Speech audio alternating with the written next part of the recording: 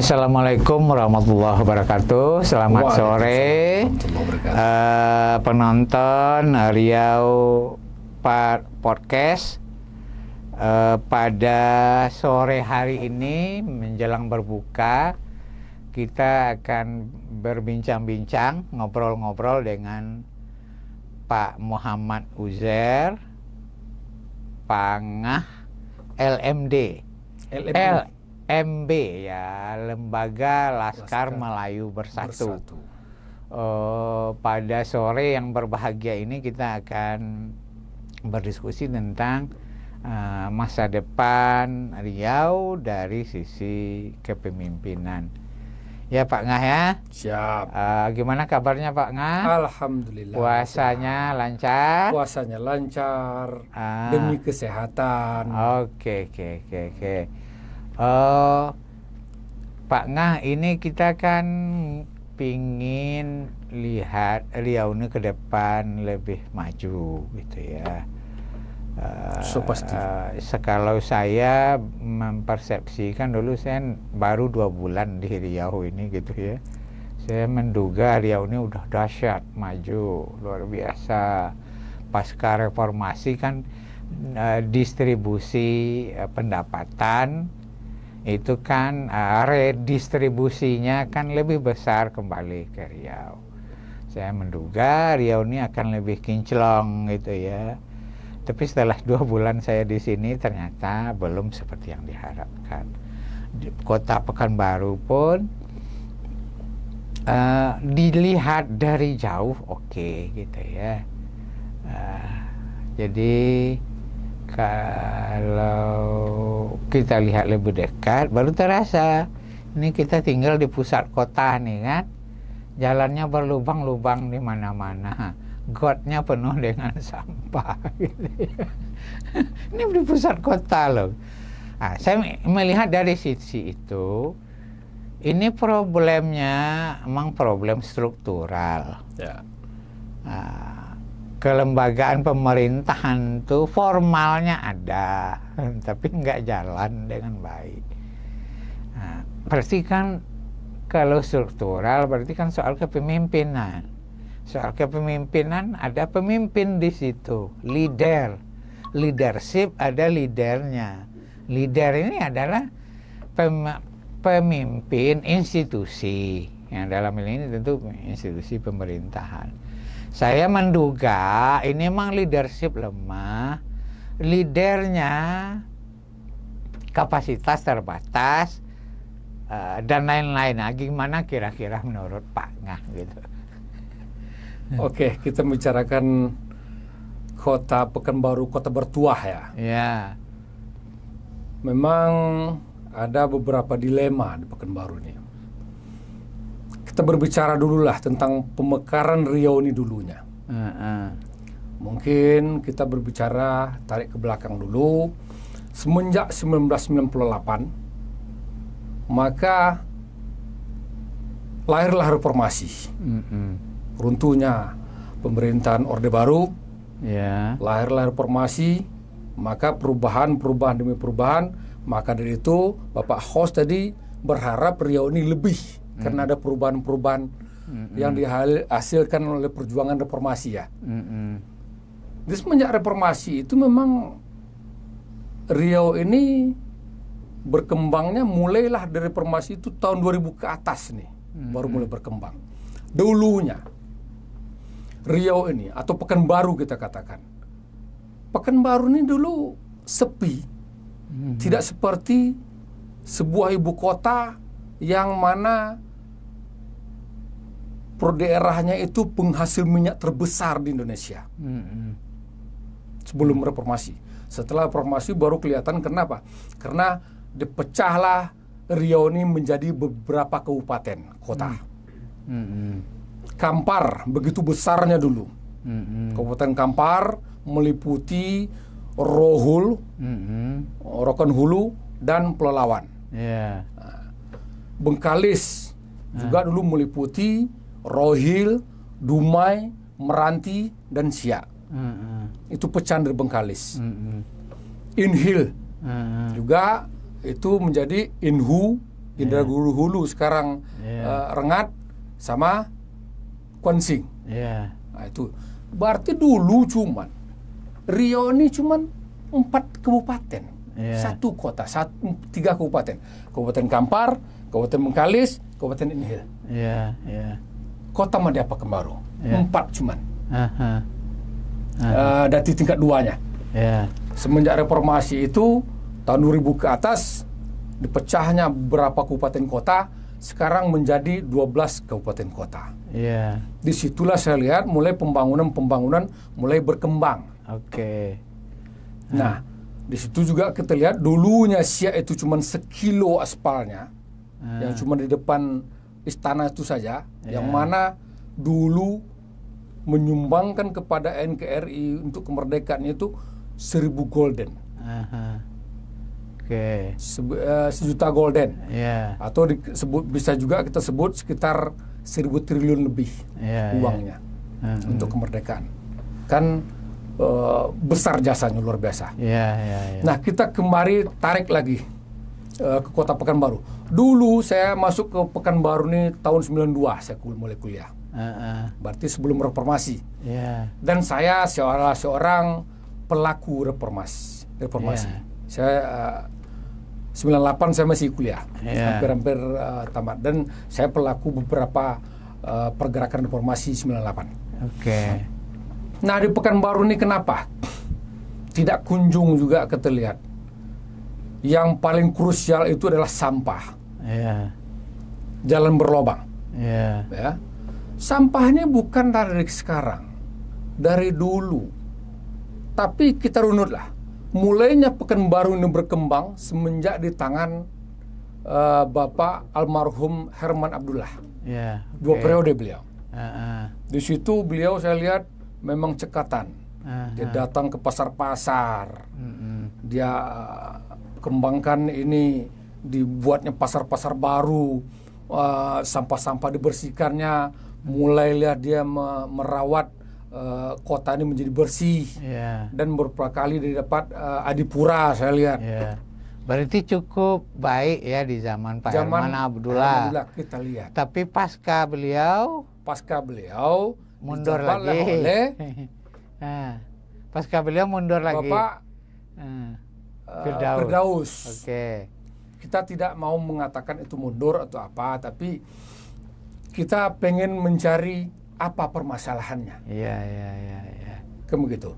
Awalnya bagus di zaman Herman Abdullah, dan mulai awalnya Pekanbaru ini tidak ada apa-apanya, dan dibangun sama Herman Abdullah dan dilanjutkan sama Bapak Firdaus.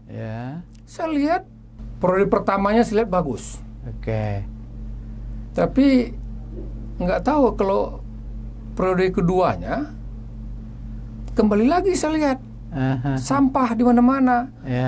Pas kita lewat saja waktu itu di flyover di Jalan Arengka, Pasar Pagi itu, dari flyover tuh tercium loh. Kalau kita pakai sepeda motor, tercium sampahnya sampai ke atas, sampai ke flyovernya. Di mana-mana sampah, di Pasar Kodim juga. Tapi saya heran, ada apa nih? Setelah begitu berjalan saya lihat adalah ditunjuk perusahaan. Perusahaan dilelanglah pemain sampahnya ini. Tapi saya tidak terlalu mendalami itu. Ada perusahaan ditunjuk sebagai pemenang lelang untuk mengurusi sampah. Dikeluarkan dari APBD, kalau nggak salah ada puluhan miliar rupiah untuk pemenang lelang perusahaan yang mengurusi sampah ini. Begitu. Tapi masyarakat di perumahan atau di toko masih dipungut bayaran pungut sampah. Itu yang kita tidak mendalami, ada apa sebetulnya? Iya, berarti intinya di situ pengelolaan sampah ini kan diberikan kepada swasta melalui lelang. Kalau kepada swasta tentu kan pembiayaannya dari APBD. Kalau udah pembiayaan dari APBD di tingkat masyarakat kan logikanya yang biasa ini kan masyarakat tidak ikut tentu nggak bayar lagi gitu. karena Tapi ternyata bayar juga. Sudahlah bayar lagi, masyarakat bayar, APBD ngasih uang, tapi sampahnya pun tidak beres. Nggak terlalu.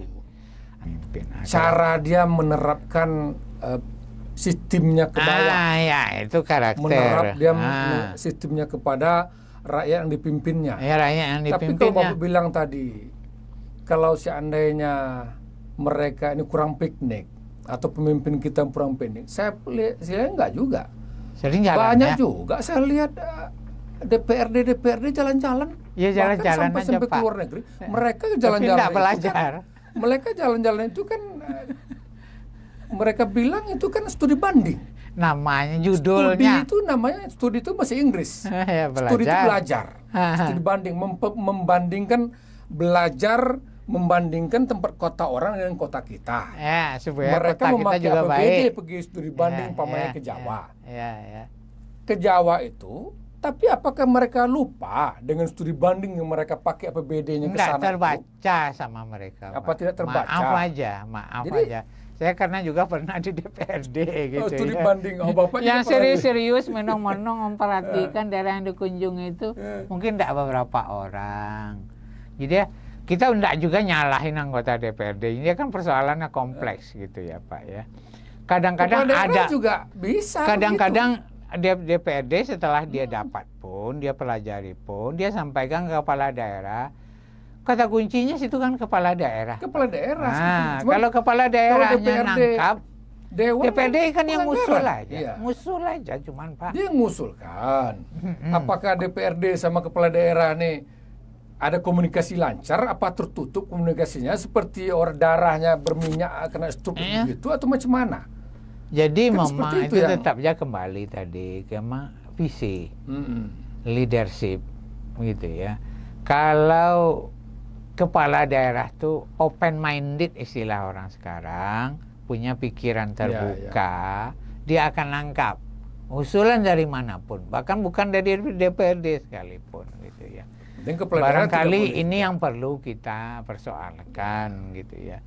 Kira-kira menurut Pak Ngah sendiri gitu ya, Pak Ngah sendiri kepemimpinan di Pekanbaru ini ke depan mestinya seperti apa kira-kira? Baik. Kepemimpinan ke depannya di Pekanbaru ini kembali kita sebut lagi. Setelah habisnya Pak Firdaus 2 periode. Ini kan dijabat sama PJ ini sudah berapa kali ya. Pak PJ Muplihun nih sekarang. Sudah 2 tahun, jalan 2 tahun PJ-nya. PJ-nya. Tapi kedepannya ini kan akan diadakan kita pilkada serentak di tahun 2024 ini November. Di bulan November ya. November. Jadi kita sangat mengharapkan kepala daerah nanti yang khususnya Kota Pekanbaru ini, wali kota ke depannya ini bisa peka lah dengan kondisi jalan dan kondisi sampah. Dua itu aja lah kita kasih PR. Jalan dan sampah, belum lagi banjir. Sebetulnya ada banjir lagi Pak. Iya, banjir itu di mana-mana. Banjir di mana-mana. Saya simpel. Saya termasuk pengusaha lah. Saya pengusaha konstruksi saya. Saya punya perusahaan, jadi saya paham kerja di irigasi. Sebetulnya Kota Pekanbaru ini di bukit, di atas letaknya. Di sebelah sananya, utaranya sana itu Sungai Siak. Di sebelah selatannya sana Sungai Kampar. Sungai Siak itu di bawah letaknya Pak. Bisa kita lihat jembatan Leton 2, Leton 1 itu jauh di bawah. Kalau kita lihat lagi ke sana dekat Desa Kualu, itu Sungai Kampar itu juga jauh di bawah. Tinggal lagi membuat parit besar, parit primer. Buat besar, alurkan ke sana, yang Jalan Rio tembuskan ke Sungai Siak, yang di sini tembuskan ke Desa Kualu namanya Torai Bangun. Itu sampai ke Sungai Kampar. Ada 2 sungai di Apit. Pekanbaru diapit sama 2 sungai ini. Dan elevasi sungai itu jauh di bawah. Elevasi kita Kota Pekanbaru ini di atas, Pak. PBD Rio bukan kecil, Pak. Rio tahun 2024 ini 11 triliun kalau nggak salah. Makanya di awal saya bilang tadi uangnya udah banyak. 2,8 triliun. Ya. Dulu lebih parah lagi, dulu lebih banyak lagi Pak, karena dulu harga minyak itu mencapai $200 per barel dulu. Waktu sempat, zaman awal-awal reformasi tahun 2000-an itu. Iya. Masa SBY pernah tinggi sekali. Dulu APBD Bengkalis itu nomor 2 terbesar di seluruh Indonesia. Sampai 5 triliun APBD Bengkalis. APBD kabupaten kan? Sampai 3 triliun. Waduh. Pekanbaru, Riau dulu sampai 13 triliun. Dulu Pak, itu harga semen masih pada waktu itu masih harga 17.000. Kemananya perginya kira-kira uang sebanyak itu Pak? Jadi kalau Bapak nanya saya, karena saya tidak pernah jadi bupati, susah saya menjawab. Intinya, mungkin kepala daerah kita ini belum peka dengan kepemimpinannya untuk bekerja untuk kemaslahatan orang-orang banyak. Seharusnya mereka tuh pemimpin-pemimpin tuh paham dia seorang pemimpin, paham dia apa yang dibuat, dia berhutang dia kalau tidak menyelesaikan, kalau tidak mensejahterakan orang-orang dipimpinnya. Harus begitu seharusnya mereka berpikir. Dia punya visi mensejahterakan orang dipimpinnya. Misinya apa? Misinya selesaikan permasalahan-permasalahan yang ada. Kalau di Kota Pekanbaru, selesaikan sampah, selesaikan banjir, selesaikan jalan-jalan berlobang, selesaikan premanisme, berikan keamanan, bekerjasama dengan Babin Ketipmasnya dengan polisian, kan begitu. Bekerja sama dengan ormas-ormas, menjaga keamanan, ketertiban. Jadi memang memang kembali tadi ya Pak ya. Pemimpin kedepannya makanya kita Bapak bilang tadi, padahal latar belakangnya ini, tapi kok enggak begini. Itu yang saya bilang tadi, itu yang enggak ada hubungan gitu ya. Visi seorang pemimpin itu terlihat dari RPJMD yang dia persiapkan atau RPJMP gitu ya.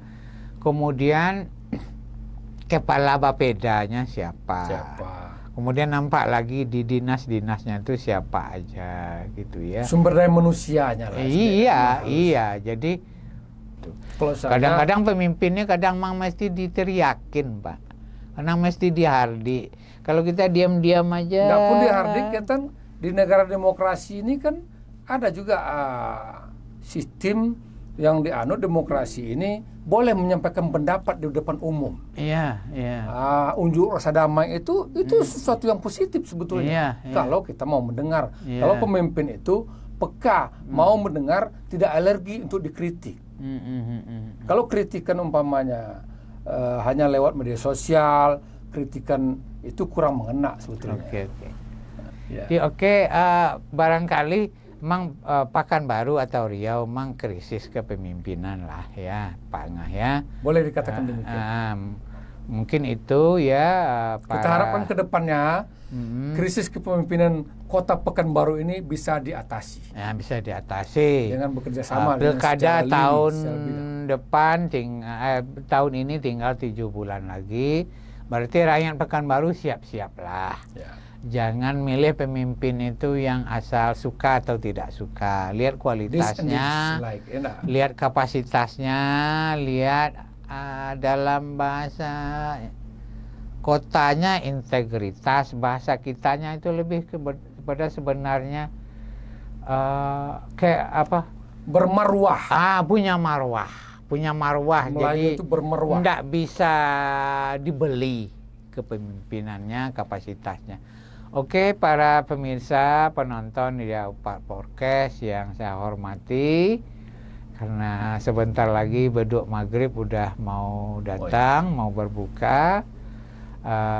Segitu dulu diskusi kita tentang kepemimpinan Pekanbaru Riau ke depan bersama Pak Nga. Semoga bermanfaat bagi kita semua. Terima kasih. Wassalamualaikum warahmatullahi wabarakatuh. Waalaikumsalam warahmatullahi wabarakatuh. Bangkit.